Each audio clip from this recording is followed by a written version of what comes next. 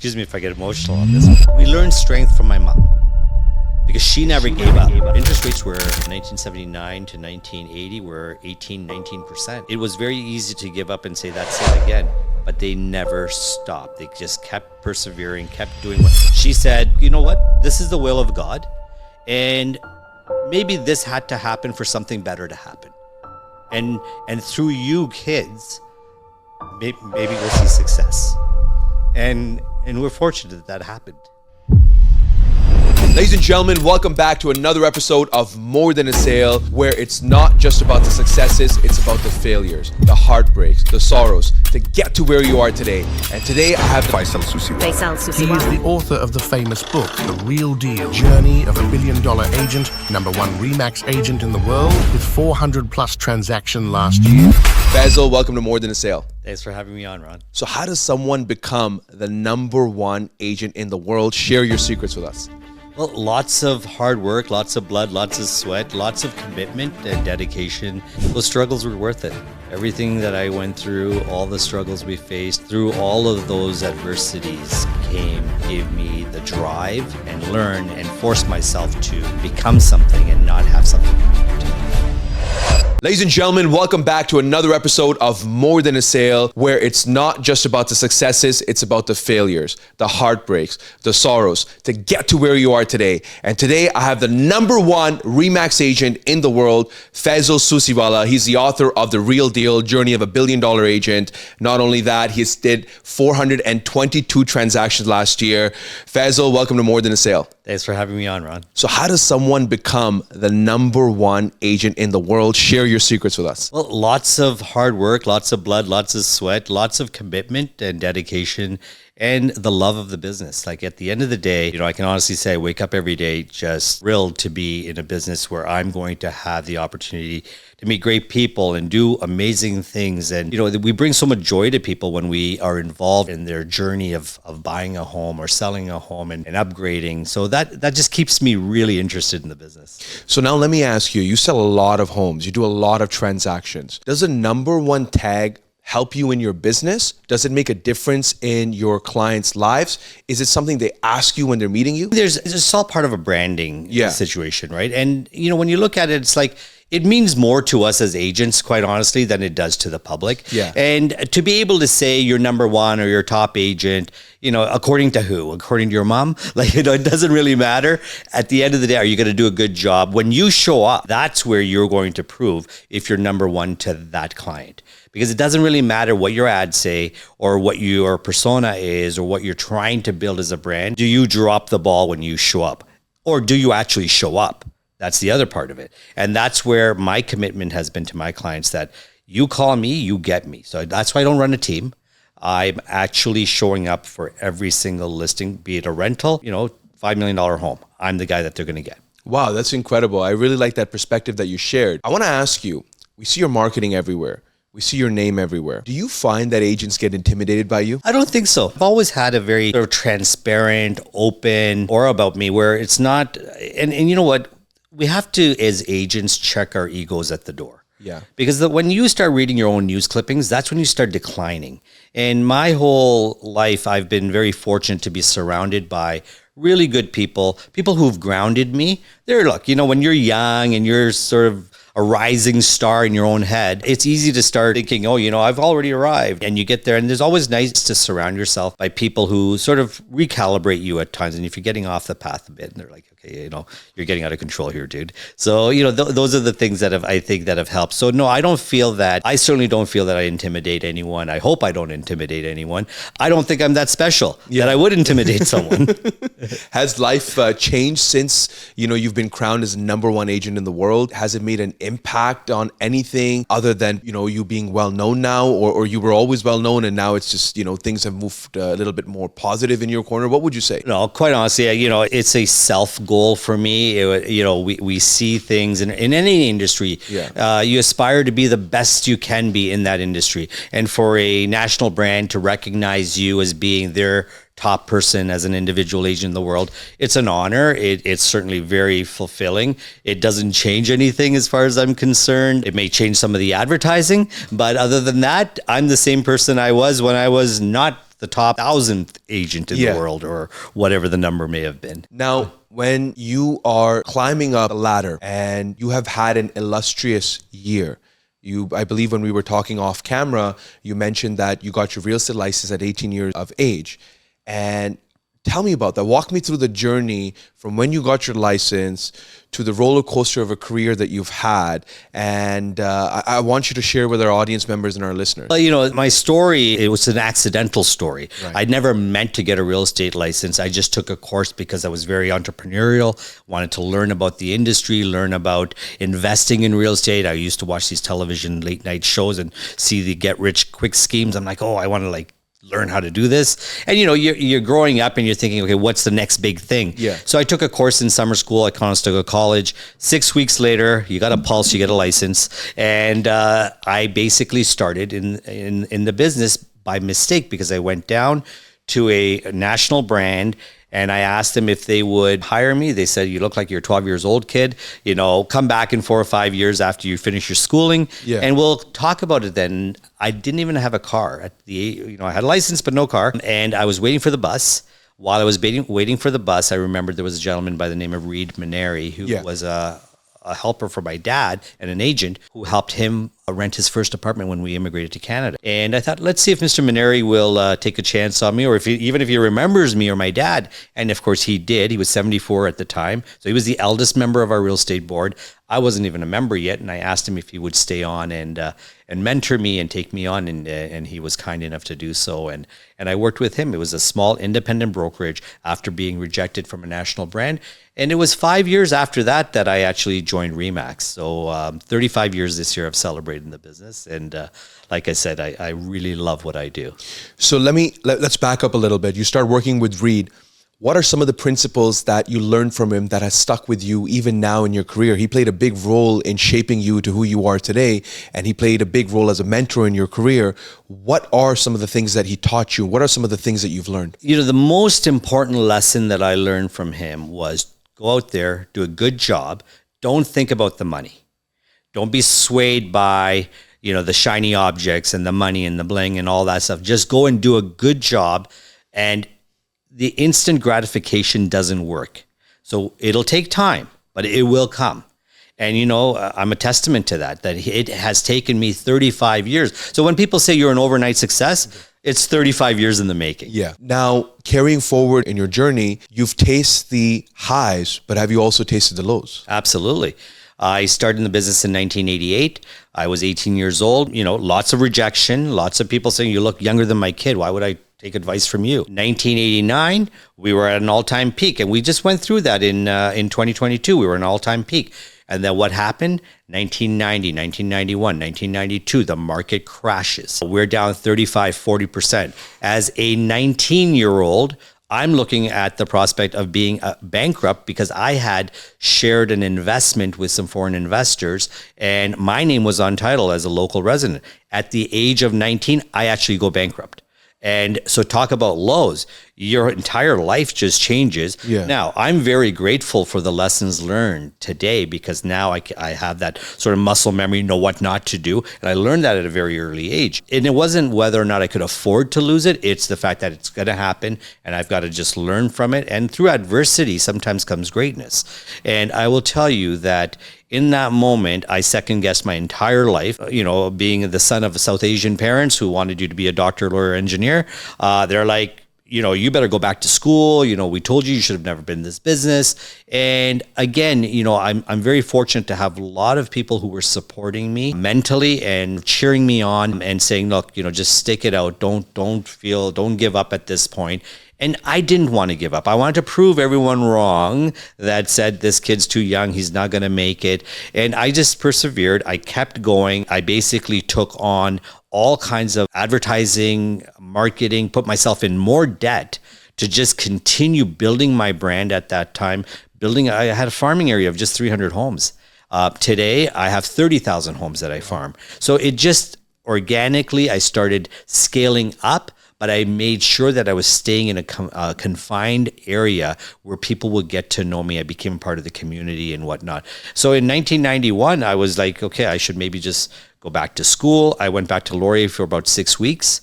to do my business diploma. Hated every minute of it. And I said, no, I'm not going to do that. I'm going to continue building my business. I'm going to continue being in this community, and it's going to take time, but this is what And Reed is there to help you out at that point. So Reed was there until 1991 with me. Got it. And then who else would you say has been a mentor in your career that you remember fondly? You know, I've had so many mentors in my life. I've had so many well-wishers. Like I'm really grateful for the people that have surrounded me. And when they say you're really the average of the 5 people that you that's in your community or in your presence, that's the truth. Because I went to Realty World, and Jerry Stocks and Mike Tremblett were just opening up a new company at the time in 1991. They took me under the wing. I learned a lot about sales. I learned a lot about interaction with people. I learned a lot of my social skills from being around adults, because I was really a 19-year-old kid at the time. And, so those are the great people. Then when I joined RE/MAX in 1994, Bob Stevens, who was the managing broker at that time, and we're still very close friends today. It's been 30 years that we've been close friends. And, I bounce all kinds of ideas off of Bob. Again, it never ceases that your surroundings, your community, your people, you keep them tight and you keep them close. I have a couple of questions. When you are in the 90s, you've seen the 90s, you've seen the 2000s, you've seen the 2010s, you've seen the ebbs and flows of the entire, again, 35 years is a very, very big number. And because we have such a high level of entrance of real estate agents, incoming, outgoing, nonstop, what would you say is predominantly changed in the industry of real estate from a business standpoint, other than the transacting part has evolved overall. We've gone through evolutions, but what would you say are the major changes? Would you say the mindsets are still the same mindsets that someone would have experienced in the 90s or the 2000s? Would you say that the challenges and the problems at that time are way more different than what the problem and challenges are this time? What would you say? I mean, that's such a loaded question. There's so many changes. Yeah. And you know what? Some of us old timers will say, oh, things were better back in the old days. I don't think things were better back in the old days. There's way more transparency today, which I love. Yeah. And, one cannot get away with a lot of the shady practices that existed back in the day because people are well informed. And, the biggest change I would find today is that we are not really selling to people. We're providing information. We're providing interpretation of what they already may know. They just need someone to confirm what they know. The level of professionalism today concerns me. That's where I'm concerned. And I'm not talking about advertising and this type of thing.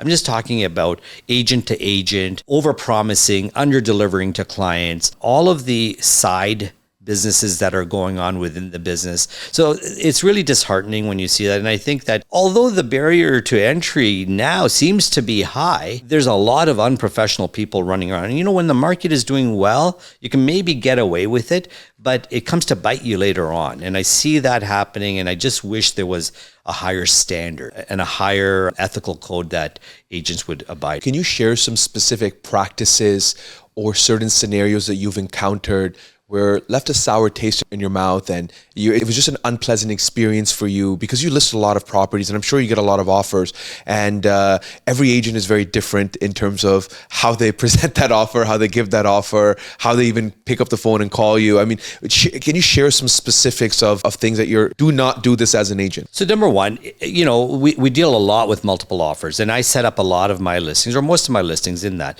Now, if you're going to bring a firm offer to an agent on the offer date, make sure you show up with a bank draft. Yeah. Or make sure you have the funds available.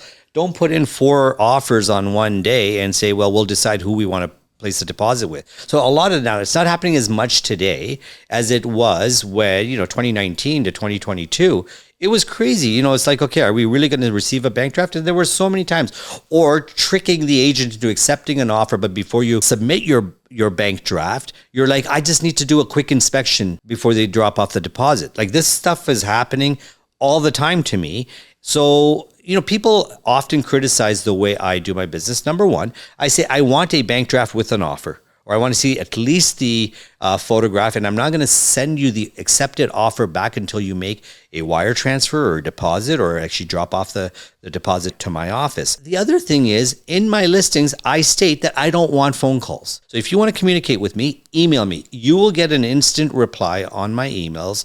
I don't publish my phone number, my text, or my cell phone number. And the reason for that is, as an agent, we need to stop calling the listing agent and saying, what is your seller's expectation? Because you cannot disclose that. You're not allowed to tell the other agents what the seller's willing to accept.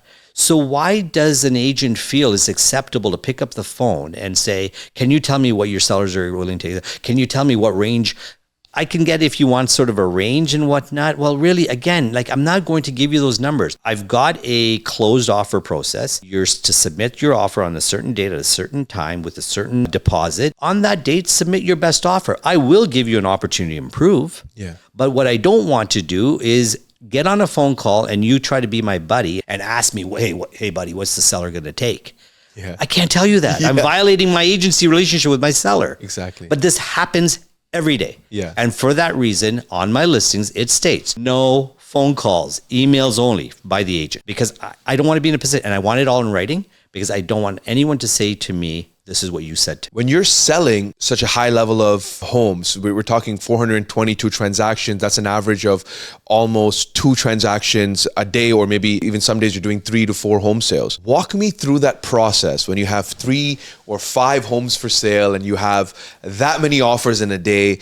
How does Faisal run his schedule? What is he doing? How's he coordinating this? Because you said you don't have a team, but I'm sure you must have a back end team to help you, unless you're doing it all by yourself and you're Superman and I don't know about it, you know? So share with me exactly. Well, I can take very little credit for all the back end. In fact, I take 0 credit. I'm useless in the office. Yeah. So I have Jennifer, who's been with me for 22 years. Alicia, who's been with me for about 8 years. Kira's been with me a couple of years. And my brother is my property manager and office manager to handle all of the moving parts. They are not licensed or registered agents with my office, so that allows me to be the only agent that shows up. So I'm the guy, the buck stops at me. They don't give out price information, that comes to me. Every email that comes to our organization comes to me and to all of my staff. And by doing so, we're all in the loop.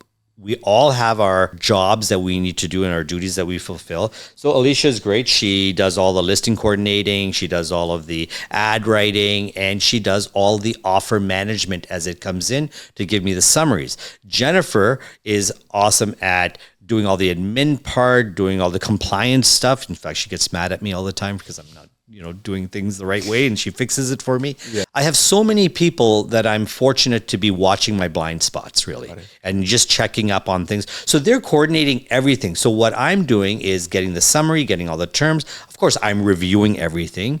Then I call the seller and I say, here's where everything's via DocuSign. Thank goodness for technology. And that's one of the things. I'm a dinosaur. 1988, fax machines were technology, right?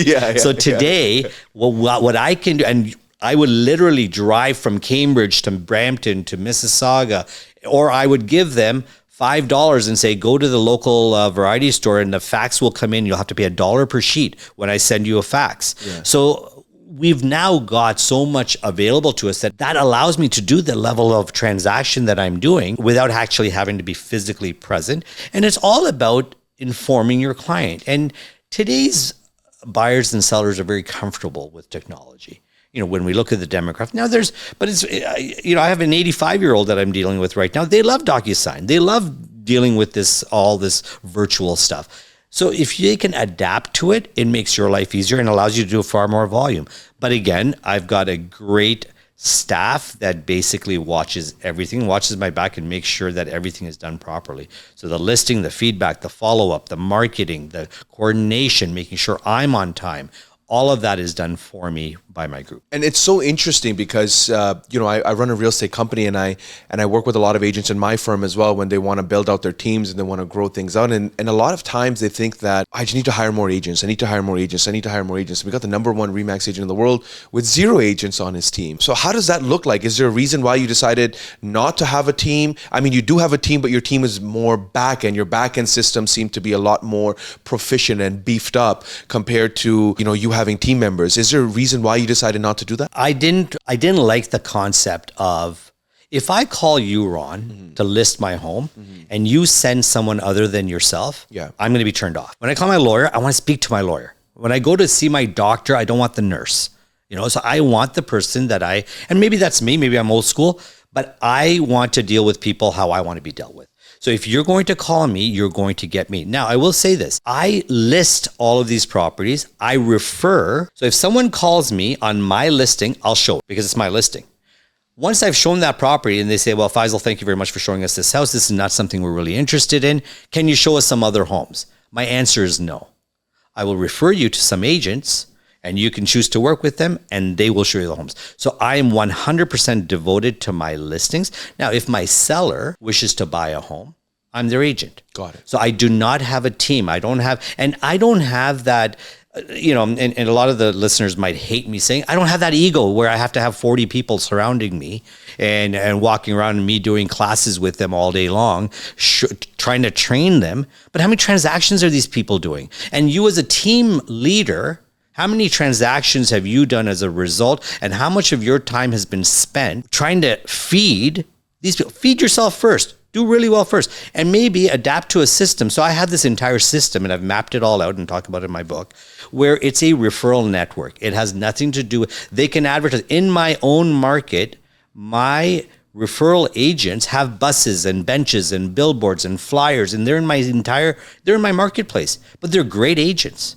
And they're great with working with buyers. So I have no problem picking up the phone and saying, hey, Stacy, can you take this client for me? In your book, when you mapped out this process, now this process is 35 years of experience of knowing what works and what doesn't work. Trial and error, and you've come up with a formula that seems to be very efficient and working. Talk to me about, again, this is more than a sale, where it's not just about the successes. And your book has done exceptionally well because you're a best-selling author on Amazon. Congratulations to you on that, first off. I'm sure there's been a dream of everyone to put their life experiences in a book together, but when they come down to writing and sitting down and penning out things, it's just they draw blanks.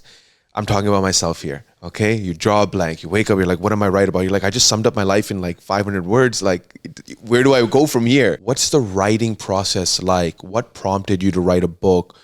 Did someone tell you, hey, you should write a book about this? Or was it more of cashing in the timing of everything that's going around, where the market presence, the hype, the number one brand, you're all in the newspaper, the media, everything. Oh my God, it's Faisal. You're like, okay, this is the perfect time to put a book together. Was this all planned out, or is it just happened naturally? I wanted you to be transparent and share this. So this whole process started about close to 10 years ago. Okay. And I keep journals, I keep logs, a lot of my experiences. Yeah. So I would have all of this, and initially, it was all on paper. Yeah. And I would just write little notes, stick them in a file. And then I started just making notes every night before I would go to bed, just write a few little notes about the day and experiences that I had, some inspirational stuff, sometimes you learn from your own experiences, other times you learn from others. So just things that then I sat down and started doing a lot of topics on, and I was being asked to speak at certain events and whatnot. Then I would be asked to meet with people. And they're getting the business, they're inspired. And I'm like, I love that idea and I would love to do more of that, but I just didn't have the time. So I had all of this information, a lot of ideas and thoughts in my head, and COVID happened. So I decided March of 2020, I decide that everything's shut down, that I'm going to pack up and go to the cottage and spend 3 to 4 days there. Yeah. And I'm just going to write. Yeah. Because we didn't know if we were actually going to ever show a house again or what that even looks like. Yeah. And I thought, okay, this is a good opportunity. So, I would spend a few days there, and I just needed to mentally keep myself occupied, because you can't go from being at that level of work to just shutting down and sitting in your pajamas all day. I tried it for 3 days. It didn't work for me. And that's when I started compiling all of the information I had, sat down, and I just wrote for days. And before you knew it, I had a couple hundred pages written. And I'm like, wow, this is now, what do I do with this? I can't figure out what I'm going to do with this next.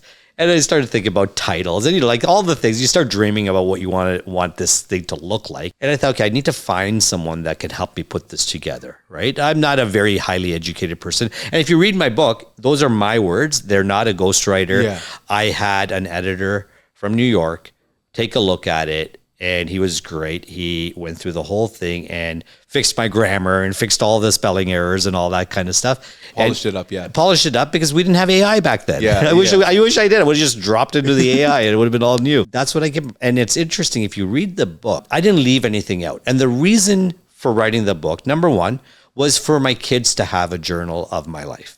Because I don't sit down with my kids and say, this is what I went through in my life. And this, I just wanted them, they pretend like they've read it, but I don't think they've actually read the whole book yet. But I'm going to make them read it one day, or at least listen to the audio version. Number two was, I didn't have the time to always sit down with people that wanted to meet with me and just sort of get some tips and tricks and all that kind of stuff. So now I have something to hand out. And, when people say, hey, can I meet with you or can we have coffee? And I don't mean this arrogant. I just did not have the time to do it. I've had friends, colleagues say to me, man, why would you write all your secrets in here? Why would you give away all your, because, I figured there's probably going to be one time in my life that I'll have an opportunity to write.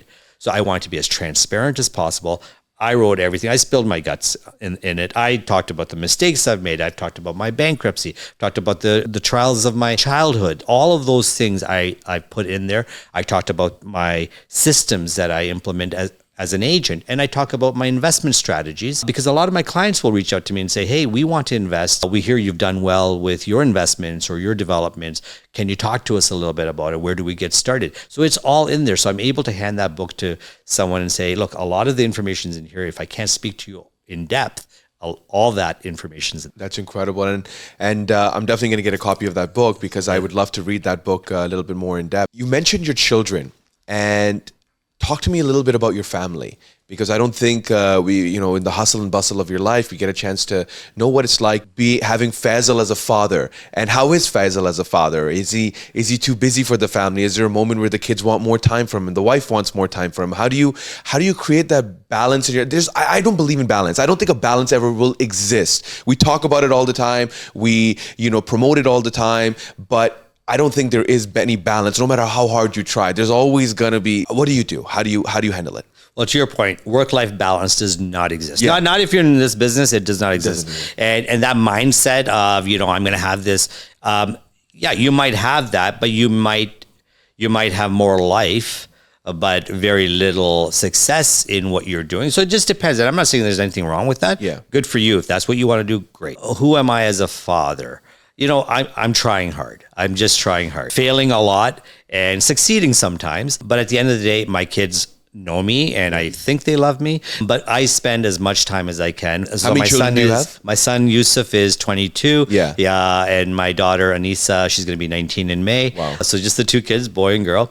They call it $1 million family because it costs you that much to raise them, right? So, Yusuf has different sort of hobbies. Anissa has different hobbies. So I try to adapt to whatever they're into. Yusuf's into cars and whatnot. I'm a big car guy, so that's our passion. We're going to talk about your collection after. I've heard some great things about your collection. So Anissa just, she's my happy-go-lucky, just like some beach vacation. So we're taking off to, her and I are going to go on a little birthday holiday with, so I spend as much time as I can. But in 2014, Yusuf would have been 12 years old. Anissa would have been 9 years old. And, I started realizing that I'm not spending enough time with my kids. I never missed any important events or sports or any of that, but I just felt that I left for work in the morning. By the time I came home, they were getting ready for bed. So that half an hour, 45 minutes just wasn't cutting it for me. And it was, gratefully enjoyed success leading up to their birth. So it was not like I had to work this hard. So that's where I started thinking about, okay, how can I make my life simpler so that I can spend more time with my kids, but not give up on my business? So I hired more people. I put better systems into play. I did better follow-up systems. So I started really obsessing over how do I run things more efficiently so I can buy back some of my time. I started paying people to do things that were taking away. So I have an acre lot. I was cutting the grass. Being Indian, I was being cheap, right? So I'm like, I will cut my own grass and I will shovel my own snow and I will do all my own yard work. Yeah. And it'll look like crap. Yeah. But I'm going to hire people to do all these things so I can get my 4 hours on the weekend back and maybe go do something with my kids instead of saving that $80 on cutting the grass. In 2014, I decided that, okay, actually it was more my wife who decided that we need to like figure this out because you're working 7 days a week, you're working 12 hours a day, like, you're burning out, not really, you use Happy Up. I use Happy Up all day. So by the time you get home, you're not giving your best self to your family. And that's not fair to them. And at that point, we made a conscious decision to buy this cottage in Blue Mountain. And to this day, as many times as I can, and at least 2 to 3 times a month, on Thursday night, I leave Cambridge and head up to the cottage. My family joins me, sometimes Thursday, sometimes over the weekend. And from Thursday night to Sunday afternoon, because Sunday evenings, I have to be at my parents' house for dinner. So that's part of my extended family. My mom and dad, my brother, cousins, all of that, we all get together at my mom and dad's house every Sunday evening, no matter where, unless we're out of the country, that's where we go. So it's all about that balance. Now, I don't shut down for those days. So it's a myth if people say, oh, I only work 4 days a week. Yes, I'm physically only present 4 days a week. But from Thursday evening to Sunday, I'm still on. I'm still taking calls. I'm still dealing with whatever's coming in. I'm taking the calls. I'm responding to every email. We have a 20-minute rule in our system. We must get back to an email. Someone's got to respond within 20 minutes. I don't expect my staff to drop everything. Hope they don't hear this on the weekend and respond. So I'll get back to my staff. I'll respond to an email inquiry on, we have this instant home evaluation process that we do. I'll respond to it personally. I have no problem. I don't have to wait till Monday. Again, it comes down to how serious are you? But I will take segments of my day and make sure that we ski all winter. So, while I'm on the hills for 4 hours, I'm not checking, but I have someone checking and making sure they're on top of it. Talk to me a little bit about your wife. It seems like she's played a major role in who you've become today. Children. What role has she played in your life, and what would you say? When you have a good partner, they bring peace to your life. So we got married. I was 30. She was 23. Robbed the cradle. And our son was born 2 years after. Wow. If she wasn't the mother she is, I wouldn't have the peace of mind to go out and do what I do because as a family person, especially culturally, we're always sort of, you're worried about your kids. Are they being raised right? Are they following your religion? Are they eating the right food? All those things are always in the back of your mind. It may sound foreign to some people, but that is part of our culture. Is like you're always worried about all these things. And are you raising them right? Are they being good kids? Are they growing up with good values? And when you have a partner who takes that worry away from you, that allows you to really focus. It allows you to really concentrate on providing and doing all the things that you can do to lift I didn't grow up with a lot. I didn't have, we had a lot of love in the family. We had a lot of support in the family. We had no money though.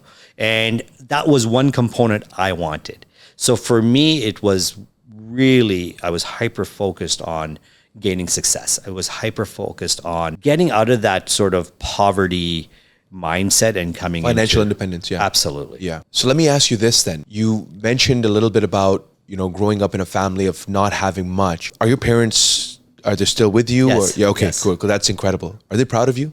Very much. I think my mom's a little too proud. She just yaps about me everywhere she goes. I was at someone's home the other day and she says, oh, I'm your mother's dental hygienist. And she wouldn't stop talking about how great you are.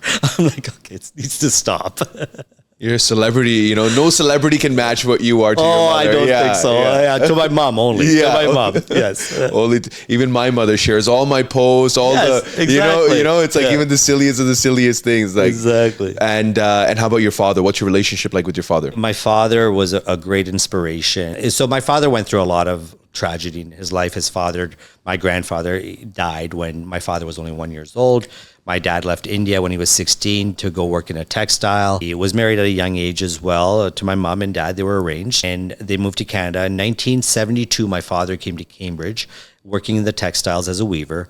In 1973, we arrived because he had to get settled. And, he stayed in an apartment with 12 guys. And he would say that the bed was never cold because there would be 3 shifts and 4 guys just rotating on these beds. Worked very, very hard to give us a good life and give us more than what he had growing up in India.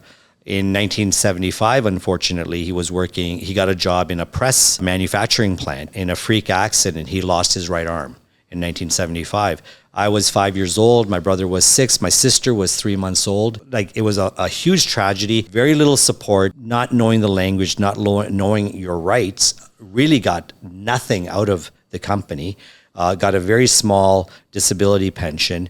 Went through, years of depression. My mother would walk to work. My mother worked in a factory for 30 years just to provide for us. Yeah. So, there was a lot of difficulty growing up and seeing our parents suffer and you think, I never want to be in that position. I never want to be in a situation where my kids will suffer. If you don't mind me asking, when an incident like that happens in a family, and especially in a South Asian, because I'm South Asian as well, mindset first is, why me?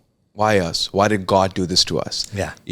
Something bad happened, someone cursed us, we were evil eye, all that, and this is the first thing that you're thinking about as a family, especially when you're super, super traditional. What did you and your brother do at that point in time?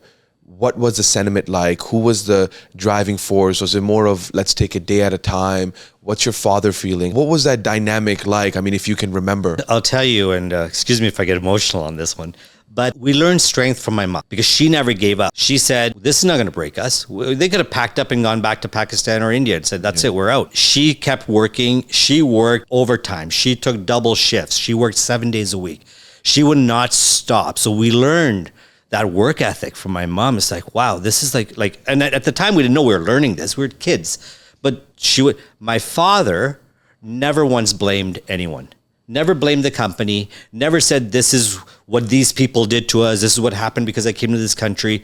He was always smiling, always joking, never gave up, kept a positive attitude, always said, look, you know what? This is the will of God. And maybe this had to happen for something better to happen. And through you kids, maybe we'll see success. And we're fortunate that happened. I feel that pressure growing up with my father, and I always feel like I have to do more and more no matter what. And whatever you do, it's never going to be enough. So did you feel if anything is to happen, it's going to be in my hands? And if I'm going to be the one to make it, it has to be me? Yeah, that was, so at the age of 12, my brother was 13. In 1979, we lost our family home. I was 9, my brother was 10. So we went through that where the sheriff showed up, changed the locks. We had to go into rental, borrow money to get through. Again, my parents didn't give up.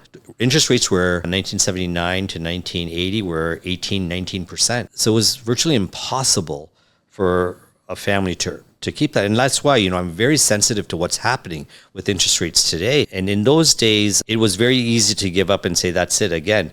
But they never stopped. They just kept persevering, kept doing what my brother and I would get into the back. And I can tell you, all summer, we would get into the back of a cube van. They'd pick us up at one of the local grocery stores, take us to some farm, and I don't even know where that farm is to this day, to pick strawberries for $2 a bushel, okay? We'd make about $15 a day, and we'd give that money to our parents to help pay for the rent, just to help. So it was all hands on deck.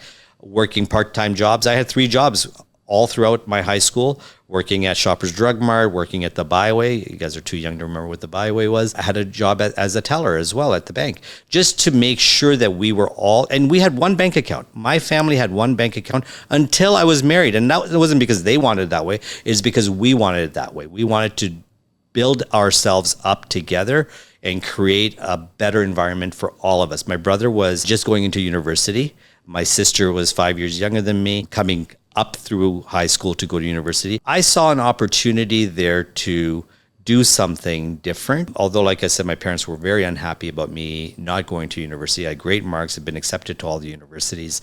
And I just had this feeling that this is what I'm destined to do, that I didn't want to take that path. I didn't fit that box of just getting a degree, getting a job, and working for someone. I wanted to do my own. If you could tell your younger self something now, knowing what you know, what would you tell the younger Faisal? Those struggles were worth it. Everything that I went through, all the struggles we faced, all the things we did without, they were worth it because through all of those adversities came success. It gave me muscle memory. It gave me the drive. And, I don't wish struggles on my kids. In fact, we do everything we can not to make them suffer in any way. But I'm grateful for that.